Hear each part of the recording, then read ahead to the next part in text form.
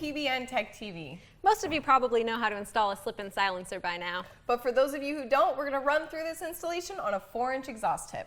All Hardin Marine stainless exhaust tips have a pre-drilled hole about a ½ inch from the bottom. Wrong hole, Phoebe. Oh. Now, if your exhaust tip does not have a hole, you're going to need to drill a 1/4 inch hole in order to complete this installation. To install, just remove the bolt and the nut from the silencer. As you can see, all of the silencers have a pre-welded nut in place. Now slip the silencer into Now you can see why it's called the slip-in silencer. Can I finish, Sure. please? Now slip the silencer into the exhaust tip, lining the nut up with the hole, and thread the bolt through. Now you don't want to over-tighten, just enough to keep it in place. And don't forget that jam nut. That's all it takes to get one of these puppies installed on your exhaust and help keep you quiet out on the lake. It's so simple, even your wife can do it, so no excuses. Thanks again for watching PBN Tech TV.